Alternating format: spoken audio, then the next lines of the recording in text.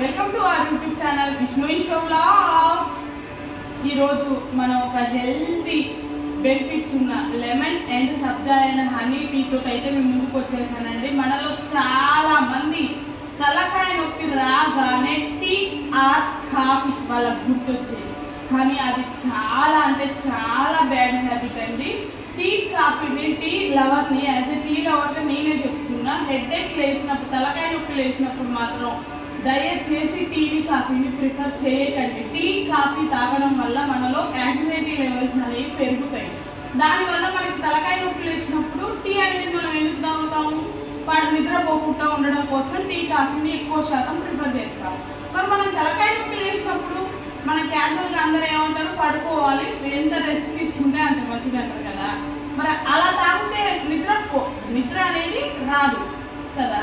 అందుకని ఆ టీని ప్రిఫర్ చేయకుండా నేను చూపించే ఇప్పుడు లెమన్ సబ్జా హనీ టీని చూపిస్తానన్నాను కదా, అది తాగండి.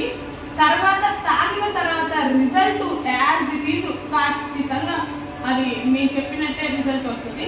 తర్వాత నాతో కామెంట్ బాక్స్ లో మీరు రెమెడీ చేసినాక నాతోటి మీ హెడేక్ వచ్చినప్పుడు రిలీఫ్ వచ్చిందా లేదా అనేది నాతో షేర్ చేసుకుంటబ్బా, సరేనా? అలాగే కొత్తగా మన వీడియో చూస్తున్న వాళ్ళైతే welcome to our YouTube channel Vishnu Eshwar vlogs అబ్బా. ఖచ్చితంగా ఈ వీడియోని చూసి లైక్ షేర్ సబ్స్క్రైబ్ చేయండి అబ్బా మన విష్ణు ఈశ్వర్ వ్లాగ్స్ ని, ఓకేనా? లెమన్ సబ్జా హనీ టీ ఎలా చేయాలో చూపిస్తాను, చూడండి.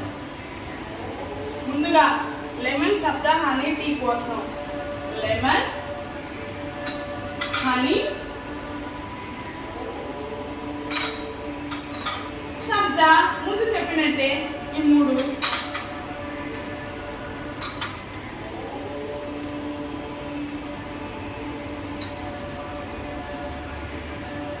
ఇంకా ప్రిపరేషన్ స్టార్ట్ చేద్దాం, చూడండి అబ్బా. ముందుగా అయితే స్టవ్ ఆన్ చేసుకోవాలి.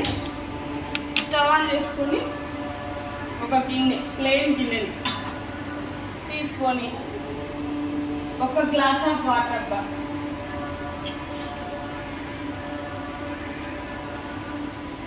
గ్లాస్ వాటర్ని మనం ఏం చేయాలంటే బాయిలింగ్ అంటే బుడగల్లాగా నీళ్లు బాగా మసలేటప్పుడే సబ్జా గిన్నెలు అయితే వేసుకోవాలి.